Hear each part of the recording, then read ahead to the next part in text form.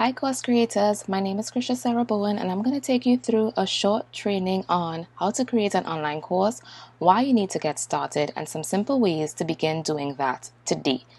Let's talk first of all about why you need an online course.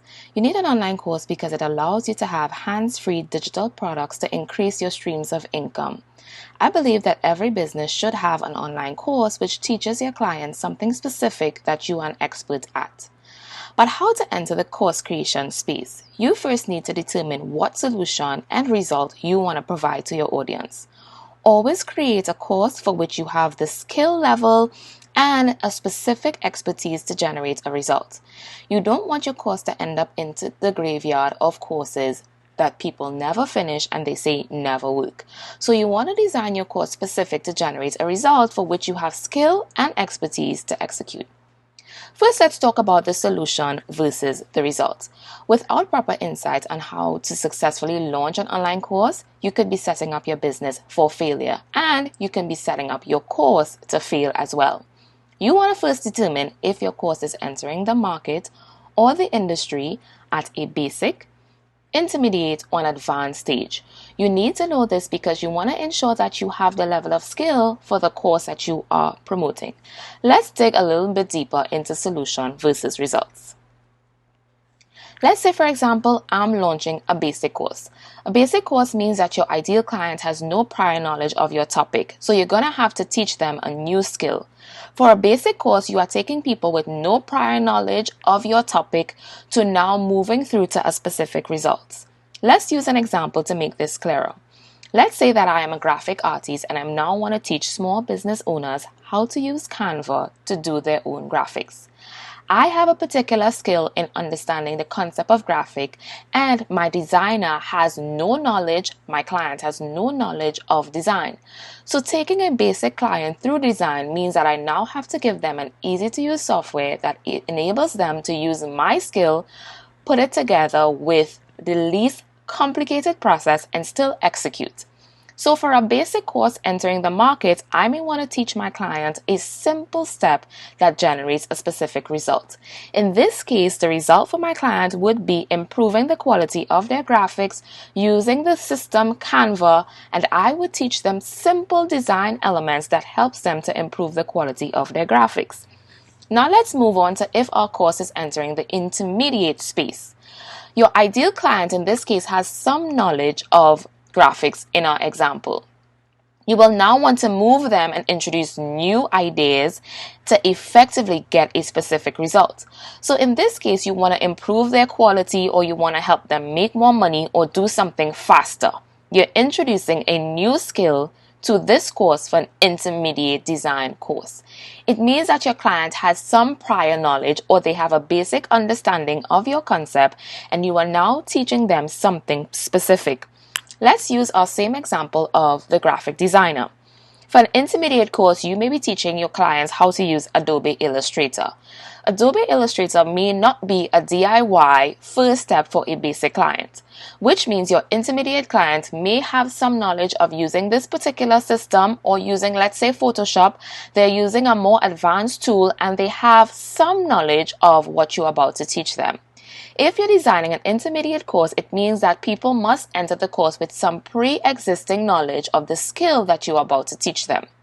In this course, you are giving them a specific deliverable that increases their knowledge, their expertise, so that they can now get better results, higher quality, or make more money.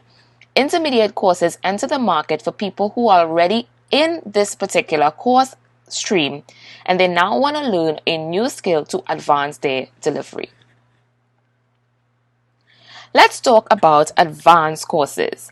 Advanced courses means that you're taking someone who is already in this market or industry and you're teaching them a specialist type of skill that they can function to do a higher quality result. In this case, you may be starting with someone who has a graphic business and you may be teaching them one of two things. You may be teaching them a specialized skill. So maybe you may teach them how to do logos, how to build websites. You may be teaching them how to start an agency, or maybe how to launch a graphic design business. This course is entering the advanced phase because you're taking an experienced graphic designer and teaching them some specific tool to get a result. This is where we use one solution and we enter the course space at an advanced stage because we are taking pre-existing clients who already have a skill set in our area of expertise and generating a specific result. You want to know where your course is entering the market, so you make sure that your design reflects the result that your client is anticipating. You do not want to take a basic client and put them in an advanced course because they will not get the results. The purpose of designing your course into basic, intermediate, or advanced is to ensure that your client gets the success, which means that there may be prerequisites to them entering your course space which you have to clearly outline. It means that this course is now for people with no experience in graphics, this course is for people with some experience in graphics, or this course is for graphic designers. This is where you have a keen targeted audience and you are now able to position your course for the ultimate success. Now that we spoke about positioning a course, let's talk about the main solution. What are you teaching them? Why is this important and relevant, and what is the result?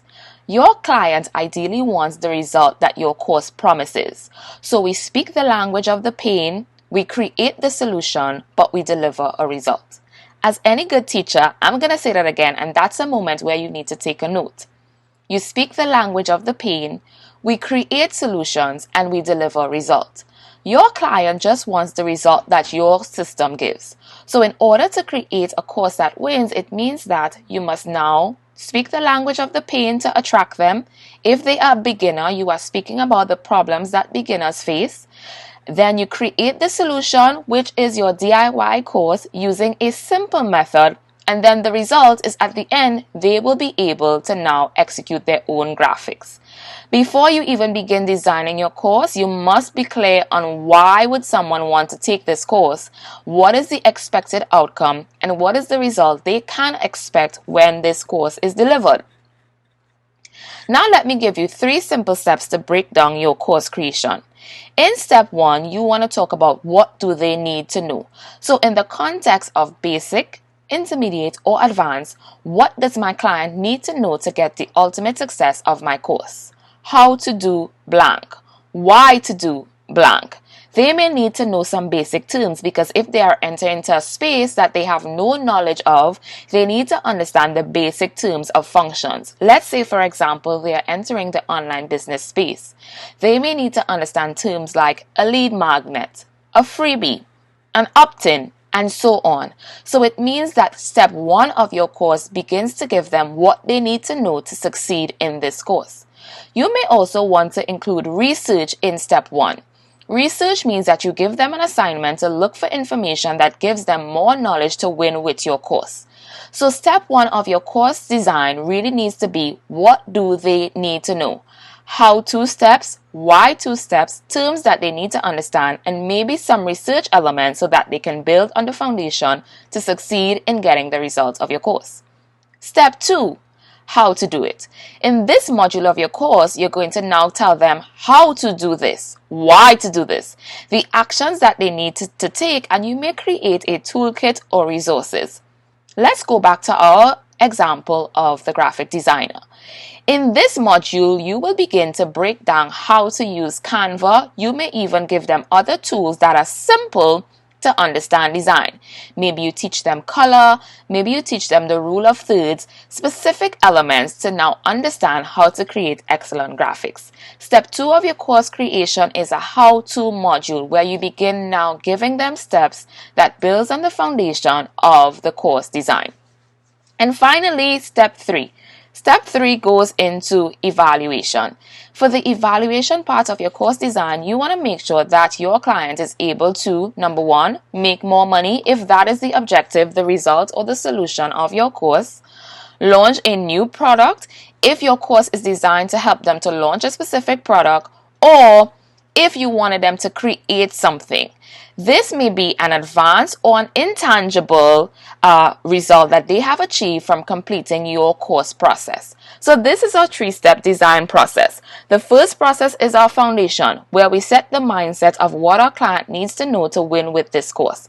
The second step is the how-to. This is where you now take them through specific steps in each module and lessons of how to move them from basic, intermediate, or advanced into achieving your specific result. And step 3, evaluation. How would they know that this course has been successful? They should have a measure of success to say that I have completed this course and now I am a better designer, I am a greater business owner, I've made more money, I've finally launched my product, I have my confidence, etc. This is how you create and you design a winning course. So this has been a short lesson. Now I want you guys to go out and to create. For more information on creating courses, make sure you guys follow me on social media at bkrisha, Purpose Diaries for my business page, or you can go to my website. Make sure you also subscribe to this channel so that you can get more course creation tips. And you can even tap in and get my other resources in terms of how to launch an online course, market an online course, or how to turn any business, any product, any skill into an online course that gives you 8 streams of income. Leave me some feedback below and tell me if this course has been helpful in helping you to design your new online course in 3 easy steps.